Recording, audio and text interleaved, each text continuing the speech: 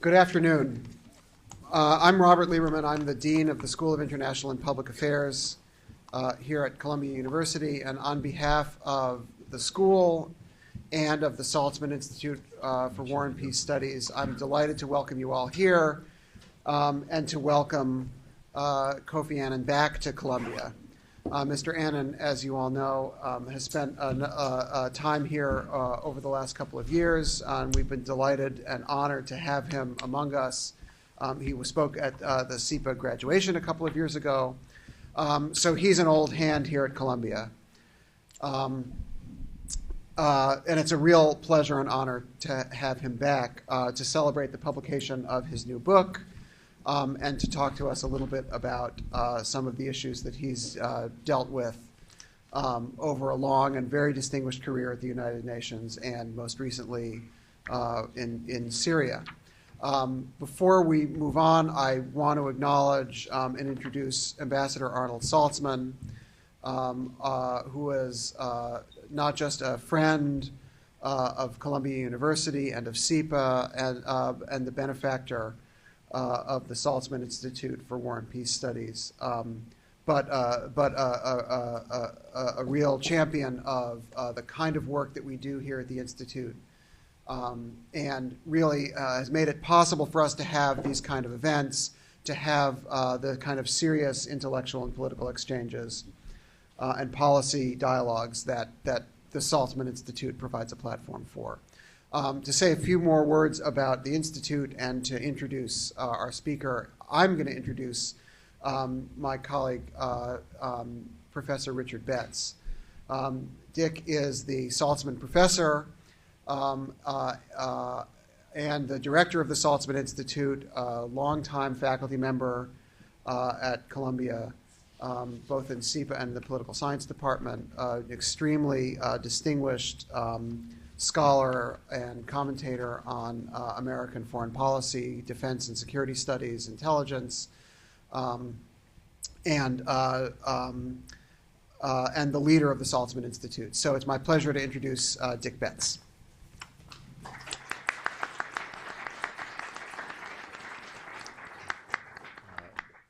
Thank you, Rob. I'm fortunate to be the director of the Arnold A. Saltzman Institute. As many of you know, the Institute was originally founded by Dwight Eisenhower when he was president of Columbia. And this spring will mark the 10th anniversary of the renaming of the Institute in honor of Ambassador Arnold Saltzman. The Institute promotes research on the full range of international affairs, and it promotes involvement of our academic researchers in the foreign policy arena and public discussion of critical issues, especially on how to apply lessons from the peace part of war and peace studies. On behalf of the Saltzman Institute and Ambassador Saltzman himself, who's with us today, I'm privileged to add my words of welcome to one of the most honored international public servants, Kofi Annan. This year marks half a century since Mr. Annan took up a position as a budget officer with the World Health Organization, thus beginning a long career with the United Nations that culminated in his 2 terms as Secretary General and included work on many issues that earned him numerous recognitions for his service, including the Nobel Prize for Peace. Since then, he's continued active involvement in world affairs, most recently returning to UN service as Special Envoy to Syria, a mission, by the way, on which our own Jean-Marie Guénaud, Associate Director of the Saltzman Institute, took leave to serve as his deputy. Most of you are quite familiar with Mr. Annan's many accomplishments. For those who, for some strange reason, are not, you have a detailed biographical sketch of him in the program. So rather than following the common practice of introducing a distinguished guest by saying he needs no introduction, but then proceeding nevertheless to deliver a lengthy one, I will not waste time that we could spend hearing from him to repeat his achievements in detail. Instead, let's cut to the chase to hear his reflections on life in the middle of world events, after which Michael Doyle, who worked closely with our guest at the United Nations, will moderate a brief discussion. Mr. Annan. Thank you very much, Professor Betts. And I think we are all relieved that you didn't say, here is a man who needs no introduction, and then proceed to introduce him. But a word of caution. I had an experience.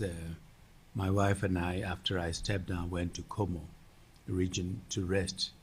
And we borrowed a friend's house and thought we will rest there for 3 months.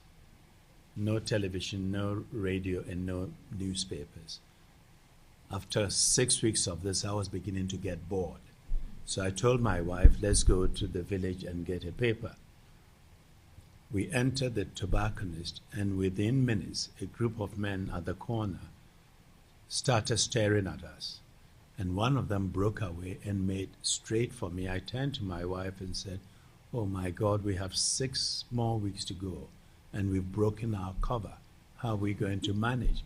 By then, the fellow was on top of me, and he put his hand out and said, Morgan Freeman.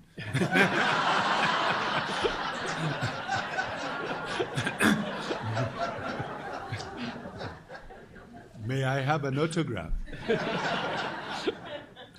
So I said, sure. I signed K. Freeman. He was happy. And we kept our anonymity and continued our work. So be careful. Let me say that, as you said, it's a bit like homecoming. I have many friends in the room today. Some work very closely with me. And I'm also happy to be in the company of leaders of the 21st century, as we discussed over lunch. And I perhaps will start by making a few remarks, and Michael and I would answer some questions from Michael, and then we open it up. But let me say, people have asked me, why did I write the book, Interventions? And basically, very good, Michael. Basically, I felt that I have had a privilege of living through some unique experiences that was important for me to write about them and share that experience with others. I worked with an organization which has done a lot for the world, but it's by no means a perfect organization. The UN is not perfect. We can improve. And besides, I need to reassure you that the men and women of the UN who work at the UN are no saints. We are no superhumans. We make mistakes, as others do. But we are also an organization that cannot tell a story, even the successful ones. So I felt I should try and share my experience as I lived it through the UN, and perhaps get the public to have a better understanding of what goes on inside the glass building. For me, it all started in Ghana, where I was born, and went to school in Ghana, high school and first few years of university. And as a boy growing up, the struggle for independence was at its height. And we saw all the changes: the withdrawal of the colonial authorities, the appointment of Ghanaians, not only as prime minister, but head of the army, head of the police.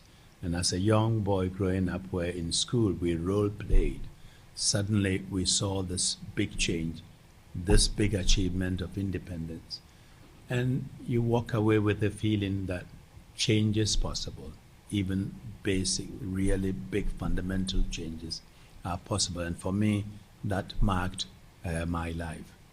And then, of course, I got a Ford Foundation grant to study in the United States, and that's how I ended up at Macalester College. People ask me, why would you choose one of the coldest places in America? I said, I did not choose. It was chosen for me. But it was a wonderful experience. It was really cold. I recall having to wear layers and layers of clothing to keep warm, but that was fine. I thought it was logical enough. But there was one item, the earmuffs, that I was determined not to use. For some reason, I found them inelegant. So I said, I'm not going to use them. Until one Sunday, I'd gone to get something to eat, and I almost lost my ears.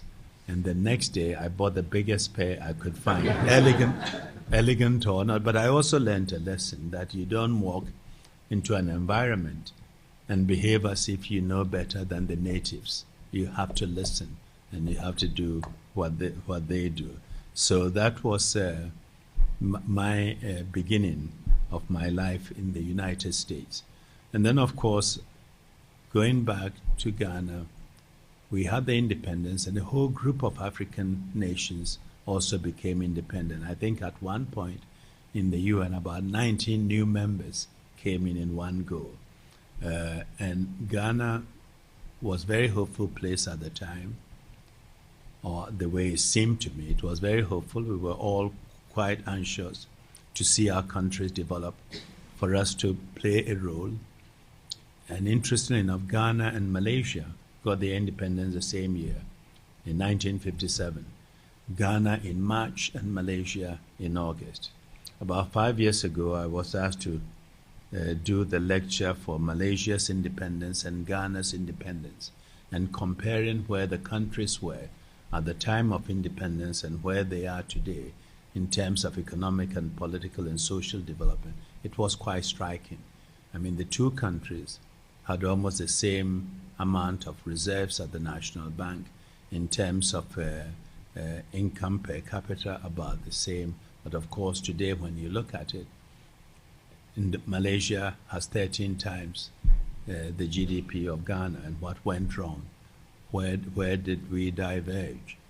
Of course, Malaysia has had a relatively stable government, maybe in some situations some would say too stable.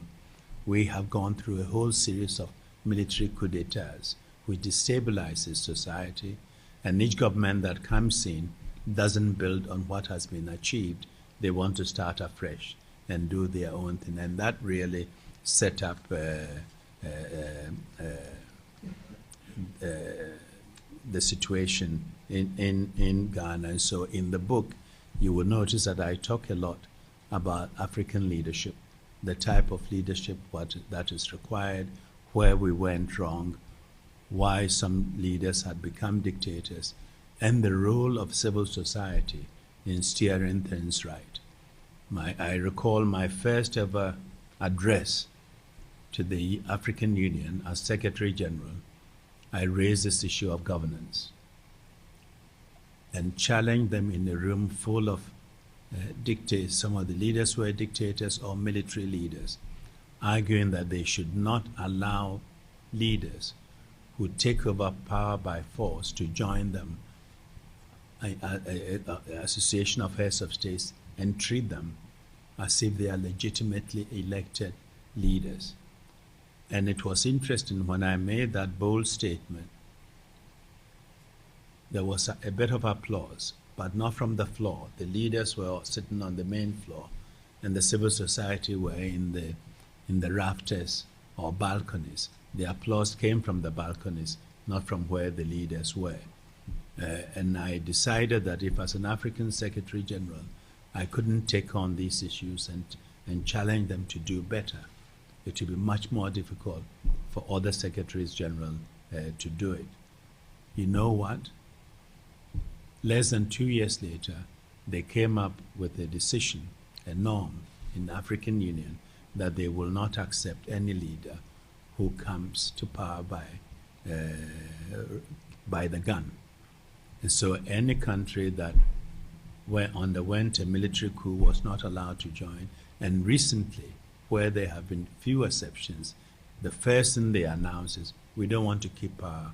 We're going to organize democratic elections and leave within a month, within a year or two. So it has made the changes taking place on the continent. And of course, ever since I stepped down, I have become engaged in other mediation efforts in Kenya, where divisions over elections led to 1,300 people killed in 2008-2009 and 650,000 displaced. I was sent in by the African Union with two other people, Graça Machel, the wife of Nelson Mandela, and President Benin Kappa, former president of Tanzania, to see if we can help resolve the conflict. It was very tense when we got in. The government, which had been installed at midnight, felt they won the elections fair and square. The opposition felt they stole it fair and square, and they were not talking to each other. We managed to get them together and to form a coalition government, a grand coalition, and I encourage that because in addition to the settlement, they also agreed a reform package that was designed to deal with the root causes so that whatever happened is not repeated. So the opposition leader became the prime minister, and President Kibaki stayed in power. And I went there for 2 weeks. I thought within 2 to 3 weeks I could help them steer things right, but I'm still involved today working with them on the reform project. So 5 years on, we are still working on the reforms. The next elections will be in March next year, and we are all hoping that there will be no violence. And I just came from Kenya about 10 days ago, and civil society is now active. The religious leaders, women's organizations, and the other civil society organizations. And we have also worked very effectively with the media owners because they have a role to play. And during the crisis, media played a very negative role, people using radio to incite one tribe against the other. So we will see what happens at the next election. And of course, I'm now also very actively engaged in agriculture. We have a group called the Alliance for Green Revolution, and our objective is to work with small-scale African farmers to increase their production and go beyond subsistence, see themselves as small business women. I say women because most of the farmers are women, to be able to feed their families, sell on the market, and eventually for Africa to become part of the global food security system. And it is possible. If we were to double our production, we will have quite a lot of surplus. But we are trying to go beyond that because 60% of the arable land today is still in Africa. And hopefully, if we can organize ourselves, relying on this army of small-scale farmers, linking up with commercial farms, we should be able to feed the people and ensure that we are at least meeting one Millennium Development Goal. Yeah. The other comment I would want to make is during my time as Secretary General, we saw the end of the Cold War. And that, as we discussed with Stephen and the students earlier, saw an explosion of UN peacekeeping operations.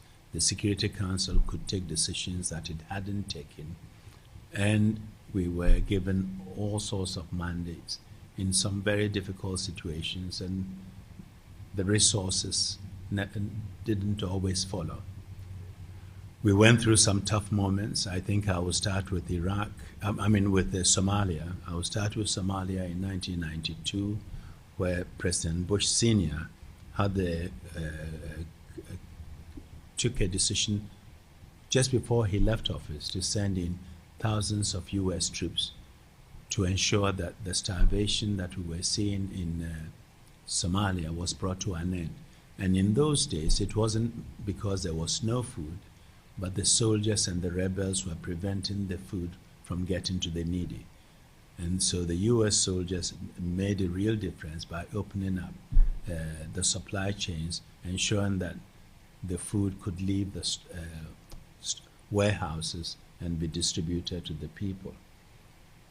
Of course, down the line, when it became a UN operation, and there was an attempt to arrest General Adid, one of the rebel leaders, the U.S. plane was shot down, and bodies of U.S. soldiers dragged through the streets.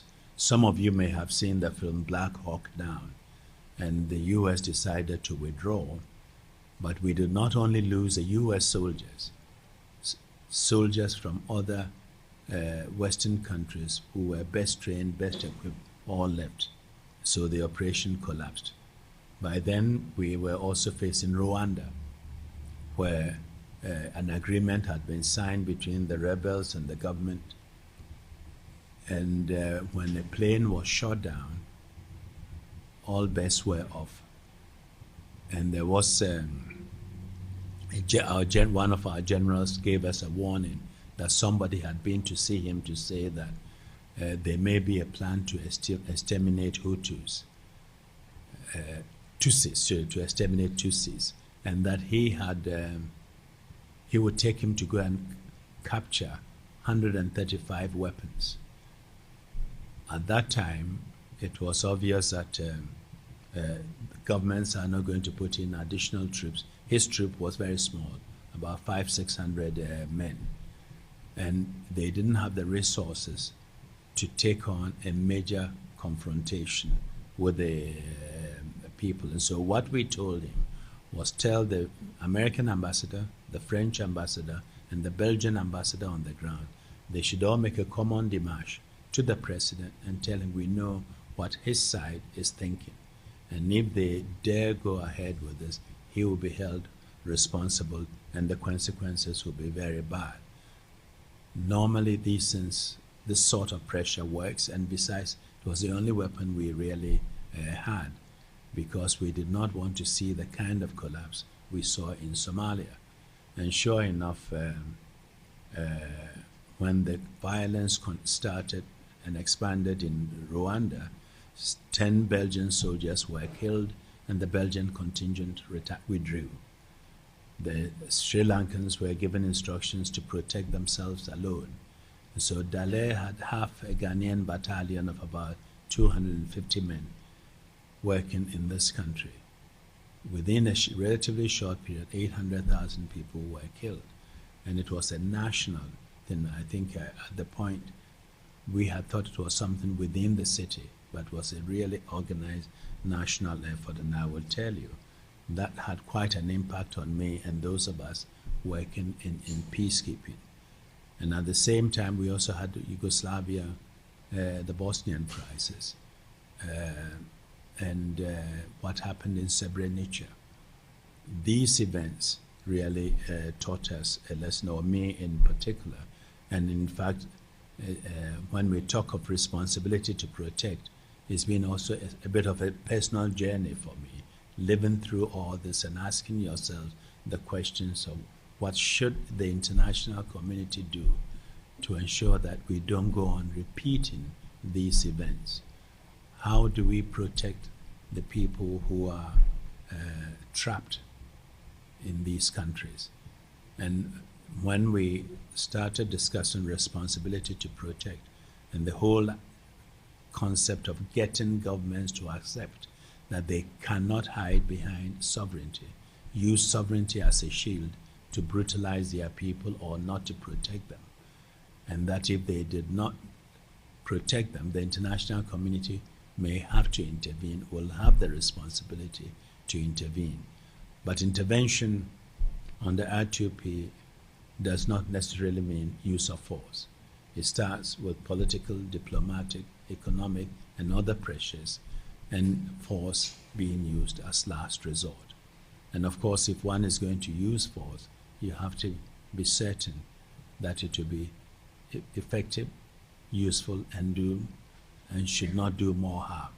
And so I don't want intervention to be seen in terms of military alone. And in the book, I'll use intervention in a much wider way, that it covers all the issues, interdependent issues that we need to intervene, whether it's humanitarian, whether it's on health issues, whether it's political and military. And I would want to say that on poverty, we were very lucky to be able to get the members to agree for us to deal with the Millennium Development Goals. And I think it was good the member states took on the issue of economic development, because the conflicts that we deal with often has economic basis of deprivation, people fighting over limited resources and helping ensure that they have the basic minimum often would also help you contain certain situations. The book also talks about the Middle East peace process and my efforts in it, as well as the war in Iraq and the Israeli-Palestinian conflict. And there's quite a full description of the 2006 war between Israel and Hezbollah, which was an interesting thing because it was one of the first asymmetrical wars that we fought in recent times. And in a way, the war was very costly for Israel because when the best organized and the most respected army in the region cannot defeat a Hezbollah movement for the public, the Hezbollah becomes the heroes. And for Hezbollah, survival was victory. If they survived, they had won. And Israel got into this. And even at the end, when just before the ceasefire, Hezbollah was still pushing, shooting Katyushas, missiles into Israel. And that was a very expensive lesson for Israel. It was also during this period that we got involved in the HIV/AIDS struggle, where we worked with governments to establish the Global Fund to fight HIV/AIDS, tuberculosis, and malaria. And here, apart from donations from the government, we also worked with the private sector and civil society. For example, the pharmaceutical industry. We managed to get them to reduce the cost of medication considerably so that the poor can afford it. At the time, it was $150,000 a year. We managed to get them to come down to Africa $150. And in fact, with some of the medication, meverapine, to prevent mother-to-child transmission, which for me was the worst and the wickedest of all transmissions, they gave the medication free. And yet when we first brought them into a conference room in Amsterdam with Dr. Gro Brundtland, the head of World Health Organization, and I started talking to them about reducing cost, we had an interesting exchanges. One of the chairman said, "I don't know why I'm here. I don't have my lawyer with me." And I said, "You don't need a lawyer." Another one said, "We could be accused of price fixing." I said, "Price fixing means when you collude to increase your profits. Here I'm asking you to lose profits. I'm asking you to lose money, and so nobody is going to come up." But in the end, they did it. And this was at a time when they even had a case in the South African court against Nelson Mandela because he had threatened to use compulsory licensing to produce a generic version of the medication to help the poor. And my advice to them was, I don't know who your public relations person is, but he has to be a real genius to go and sue Mandela in South Africa on an issue like medication for HIV/AIDS. If you lose, you lose. If you win, you lose and lose. So there was no way. And you better get it out of court. And they pulled it out, settled privately, but did the right thing in the end. Maybe I should pause here and give the floor to Michael, and we continue.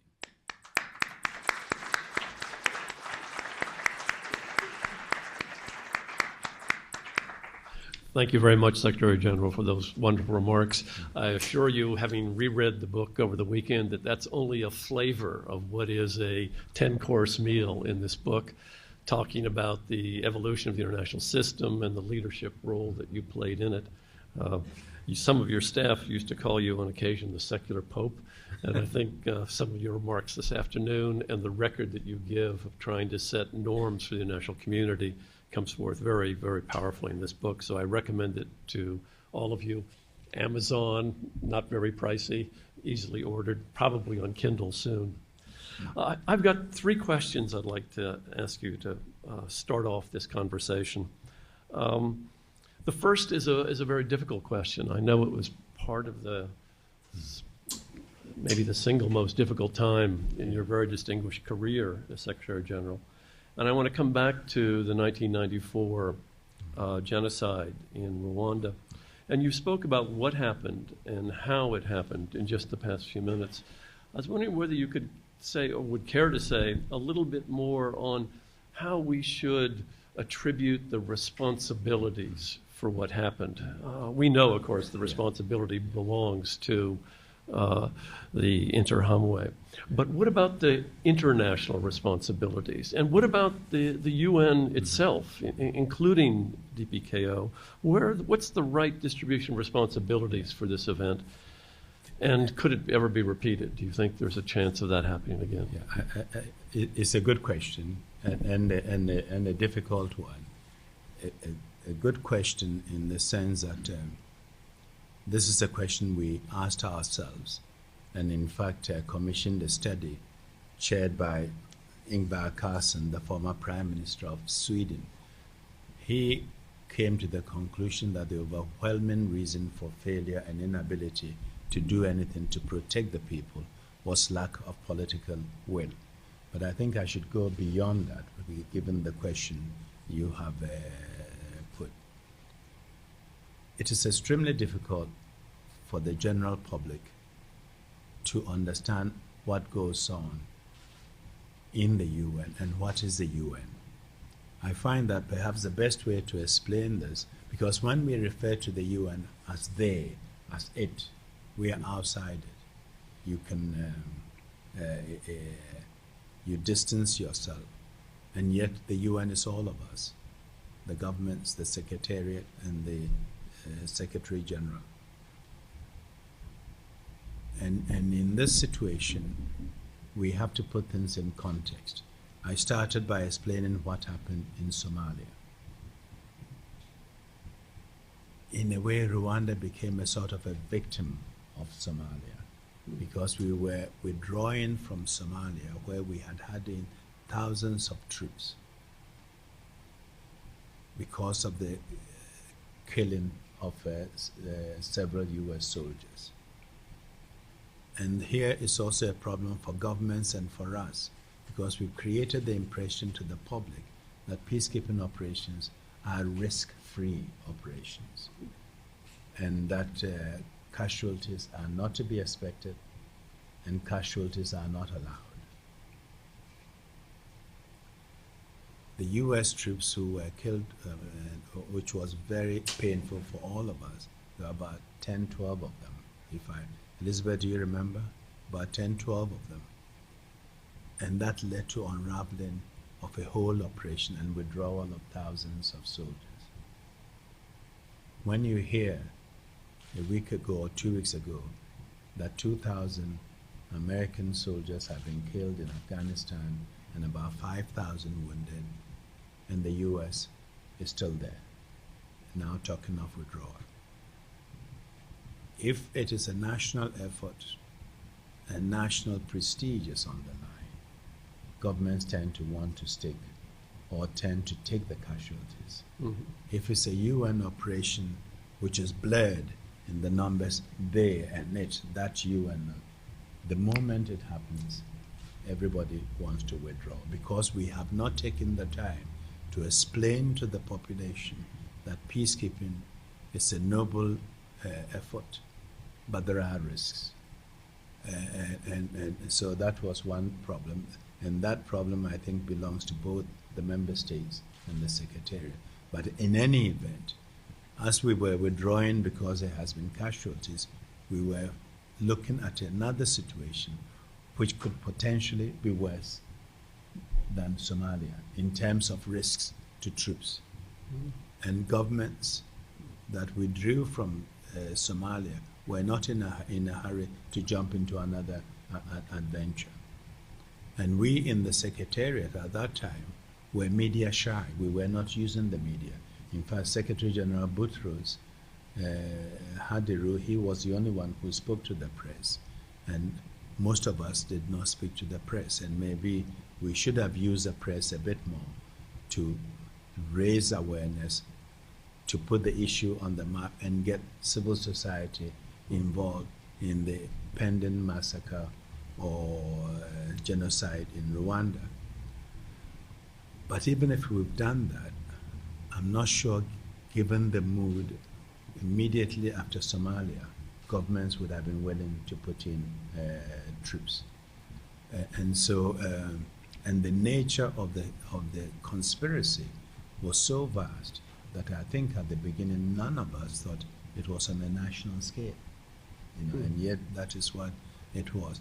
So my thing would be, one, education and accepting, making it clear what it means, and also for us to really be bold enough to speak to the public, appeal for support, appeal for understanding, and also point a finger at those who were actually responsible for, as you said, it was in the interim way, and that was responsible. But sometimes you have these groups who are oblivious to what the outside is saying, even though the same group who do not listen to the outsiders often tell us, we also listen to the CNN, or we see the CNN. When you ask them, why did you kill the Belgians? They say, we also watch CNN. Yeah. Thank you. So that's what you were elaborating for us, is what it meant to have a lack of political will on the basis of the member states, and then the UN is not itself able to cultivate it, and then some people, that is the UN, didn't fully understand what happened in that event. Let me move to a different question. The UN system is now in the process of formulating what are called the post-2015 development framework. For some, this is an attempt to revisit the MDGs that are due in 2015 and the new sustainable development goals that are being promoted in the system. A panel has been appointed, including Prime Minister Cameron and President Johnson Sirleaf from Liberia and President Yudhoyono from Indonesia, to look into what should be a new set of goals for the international system with regard to development, broadly considered. And at the same time, there's been a good deal of criticism of the MDGs. So I think it's the time that one needs to address, do we need goals? And if we do, what goals do we need? Should they be broader, include human rights? Should they be narrower and just include, a friendly environment for governance and and foreign direct investment? And my question to you is, given your understanding of the MDGs, what lessons can we draw from the MDGs that should be conveyed to Prime Minister Cameron and his colleagues when they set about thinking about a new set of development goals? Yeah. No, Michael, you worked with me on the MDGs when we were both at the UN, and I think the whole idea of coming up with the MDGs is to try and come up with a framework that will help the poorest, the people who are at the bottom of the pile, to ensure that certain basic needs are satisfied, from food to health to clean water, primary education. And I think these needs are still valid in many societies. My own view is that we should press ahead to provide the populations with these very, very basic needs. And if governments are able to achieve them, they should move to the next level. Let's take the area of education. We are recommending primary education for all, especially for girls. If a country manages to achieve primary education for all, it can move to the next level and offer secondary education. Begin to think of, how do I do secondary education? And for those who have not achieved it, we should share with them experiences of those who have been able to achieve these goals and try to encourage them to achieve it for their own population. The question of sustainability is something that we would all support. Whatever we do has to be sustainable. The difficulty with the UN and all these outcome of conferences, sometimes when you bring people together to review it, invariably you get a setback. They open it up and are not either able to put it together the way it should, or try to roll back things which have already been achieved. There has been discussions in the past where people have asked, of the 8 Millennium Development Goals, should we focus on education? And if you get that selective, others will say, how about health? Why education and not health? Why health and not clean water? So it became a very difficult thing to sort of choose and select. Now, of course, as you come to the target date of 2015, there is discussion about reviewing it and seeing what happens beyond 2015. Are we going to make comprehensive recommendations for all countries, those who have achieved them and those who have not? Would we make a distinction between those who have achieved them and those who are yet to achieve them?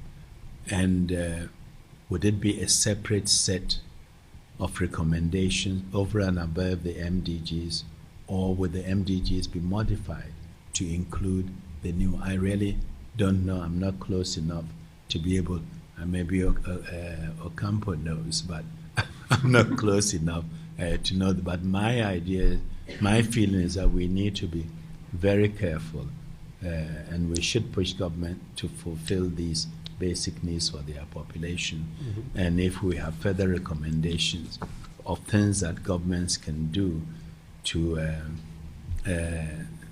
put them forward, but not divert attention away from these basic needs, is my feeling. Oh, thank you. So you're saying to them, take the MDGs, keep working on them if you haven't fulfilled them, and think of additional goals to build on top. I think exactly. Thank you. This is my last question. Your mission to Syria was described in the press as mission impossible. I think they didn't have in mind a Hollywood star, other than you, to fulfill it, but they had in mind the difficulty of the mission. And it certainly turned out to be a next to impossible mission.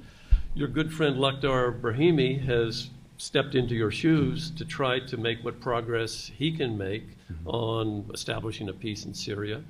And I'm wondering, based upon your experience, what advice would you want to give him as to the nature of the problem he's going to face and opportunities for perhaps finding a peace in Syria that is so far not at all evident for the people on the ground? Yeah, in fact, I spoke to him this morning. He's in the region, and it's a very difficult situation for him. And I think, let me try and put certain basic facts on the table before I answer the question. We all hear a lot about the conflict in Syria, but we hear about the Sunnis and the Alawites, who are the Shia, sort of a conflict between the two of them. But they are only two of the groups in Syria. You have the Christians, you have the Druze, you have the Turkmen, you have the Kurds, you have the Assyrians, who are all living in Syria. They make up the mosaic of Syria. If the discussions focus on the two strong military wings, Assad and the opposition, and we are focusing on Sunnis and Shia, what happens to this group in the middle? Where do they go? Who looks after their interest? And when you take these minority groups together, they form about 40% of the population. So they are not insignificant. This is a movement that started as political grassroots movement. Now, these voices have been squeezed out by the two military wings. And we are so focused on the military side that I'm not sure these people in the middle are going to are being listened to. And of course, at the end, when it comes to serious discussions and negotiations, it's probably going to be those on the ground with the guns who will have a bigger voice. The problem I see in Syria today, or what I try to do, given the mandate to seek a peaceful solution, was to come up with that 6-point plan, which would have created an environment for political discussion and settlement, peaceful environment. Assad accepted it, the opposition accepted it, the ceasefire went into effect on the 12th of April. And I must say, we were in Geneva when we all turned on. People were wondering whether they would respect the ceasefire. We turned on the television on the 12th of April, and to see Al Jazeera say, this morning all is quiet. Both sides silenced their guns, demonstrating they could do it. But I had also asked the governments with influence to pressure them, both sides, to respect the agreement. From that day on, the violence went down about 80%, and it spiked again in May, because those with influence over the two groups, opposition and the government, did not pressure them to honor the agreement. Now we have a situation where some governments believe that the best and the fastest way to solve the problem is by giving more weapons to the opposition to finish the job. But it's not going to happen. Opposition is not going to be able to finish the job just like that. They can fight for much longer to a stalemate, and in the end they will still have to talk and do some of the things we believe they should. In fact, on the 30th of June, we had a meeting in Geneva where the foreign ministers of the Permanent Five, from Sergei Lavrov to Hillary Clinton, were there, with the foreign ministers of Kuwait, Iraq, and Qatar, and the Secretaries General of UN and the Arab League, where we all agreed that the approach is political settlement.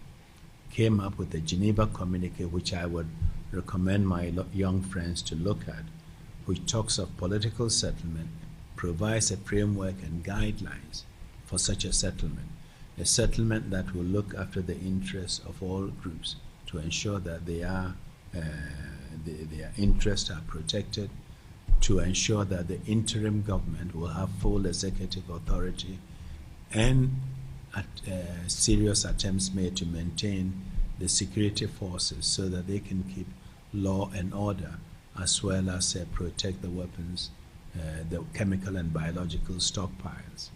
And of course, when all the permanent members signed on it, I thought they would come to New York and build on that. But they came to New York and fought over a reference to Chapter 7, which got vetoed by the Russians and the Chinese, who had told us in Geneva they will veto it. But the substance itself was never touched. And yet in the end, I think they will have to go back to something like that. And that's one of the reasons I said I lost my team on the road to Damascus. Those who gave me the job, I turned around and they were not there or fighting each other. So I had to sort of let go of the assignment, but also explain why I was leaving. Thank you for those remarks. I'd like to open the floor to anyone in the audience who would care to ask questions at this point. Okay. Yes, I thought I saw a hand over there. Yes. Well, they have to come to the microphone. I think a microphone is circulating. Well, they have it. Oh, there's one over here. Anyone who'd like to ask a question, please come up here as well so that we can be heard. You're making it difficult for them to ask I know I am questions. making it more difficult. Okay. Professor Fazal, the question is yours. Well, Mr. Secretary General, first, thank you very much for your remarks and for your service. I wanted to ask you about something that you mentioned briefly in your remarks, and that's the doctrine of the responsibility to protect. Mm-hmm. And I'm curious to hear what you think about the future of this doctrine. In particular, what you see as the major challenges to its development and where you see it in the next 10 years or so. I think it's going to take time for it to fully take hold. It's a norm, it's also an aspiration. And it will take a while for it to take hold. It's a bit like the Universal Declaration of Human Rights. We've never really fulfilled it, nor will we. But we keep pushing and waking up every morning determined to push it. And I think what is happening is when we talk of examples of responsibility to protect, I think Kenya is one, where the whole international community worked together. I, as an envoy, had the full support of the US, of the European Union, the African Union, and we all worked together to put pressure on the Kenyans to stop fighting each other and come to a settlement.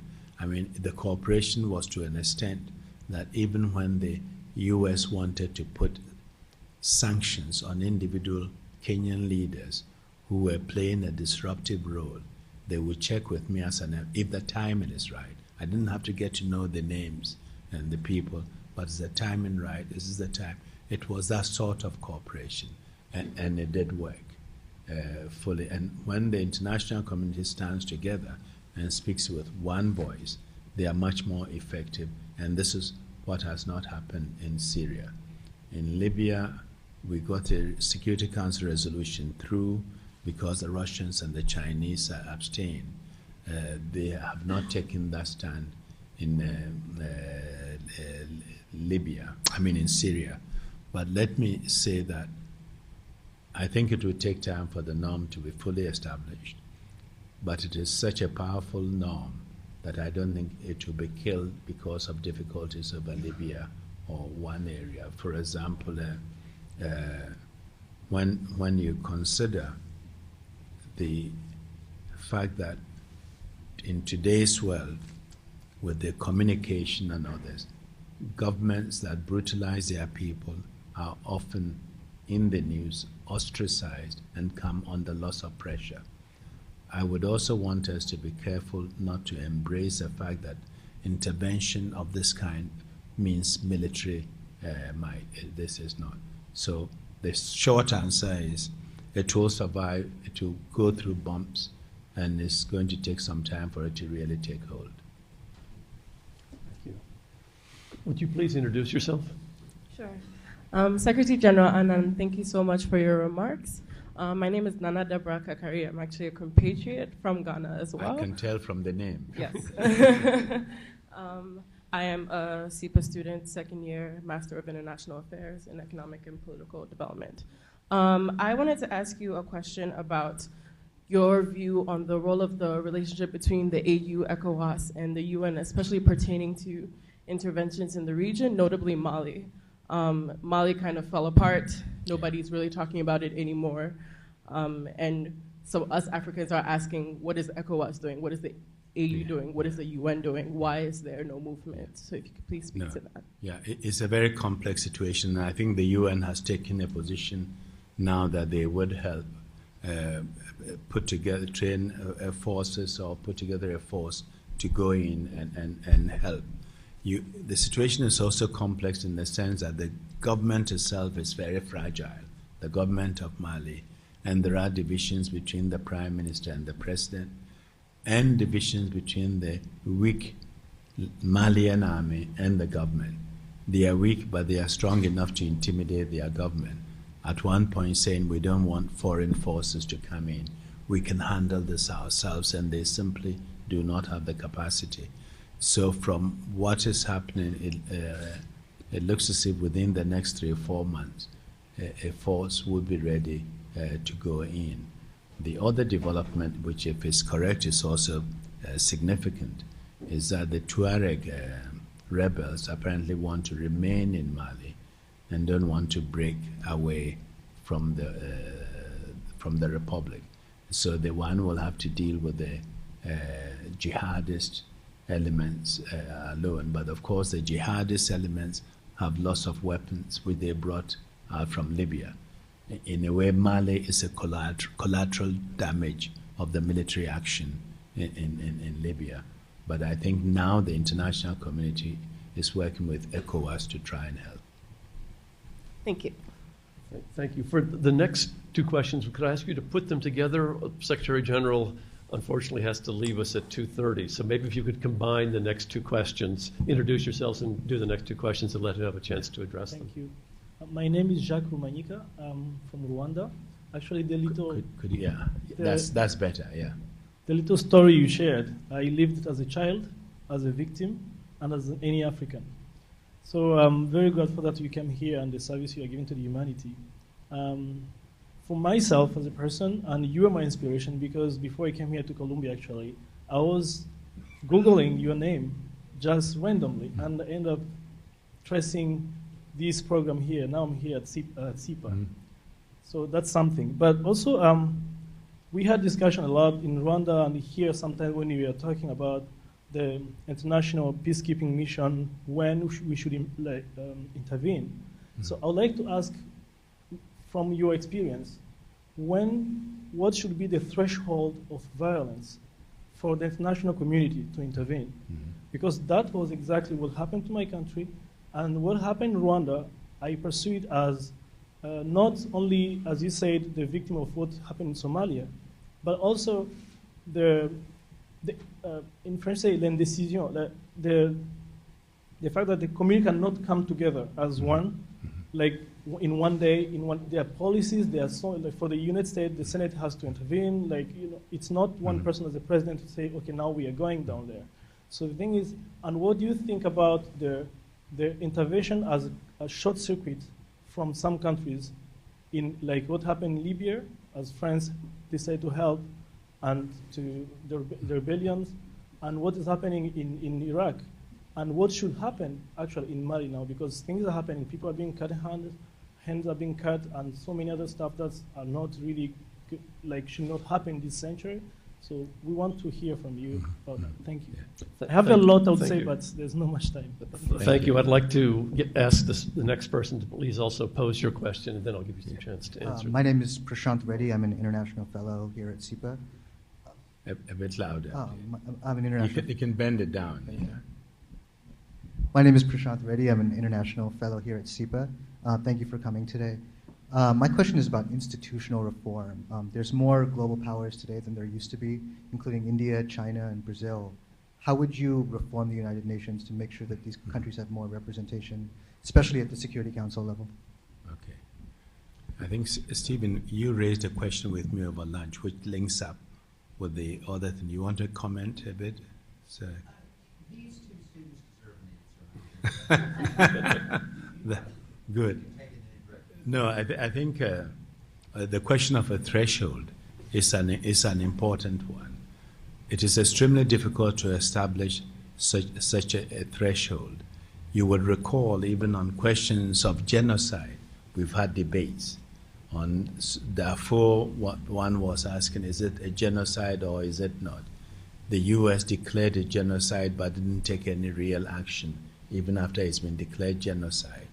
The Council adopted another approach of setting up a commission headed by Italian Judge Cassese. Cassese and the commission went in, reviewed the situation on the ground, and submitted a report. Basically, what they said was what was happening in Darfur constituted crimes against humanity. There were gross and systematic violations of human rights, but they could not determine that it was genocide because it had juridical implications that they didn't have enough elements or were competent to judge. So I'm reusing this as a threshold or determining criteria. So even on that, we couldn't agree. And when it comes to threshold, it's extremely difficult to get governments to accept that there will be such and such a threshold. But crimes are when the actions on the ground constitute crimes against humanity, gross and systematic abuse of human rights, it's a very serious red flag is raised, and some action has to be taken. At the same time, I've been asked that if powerful countries have no vested interest in the country, would they intervene? I've even been asked if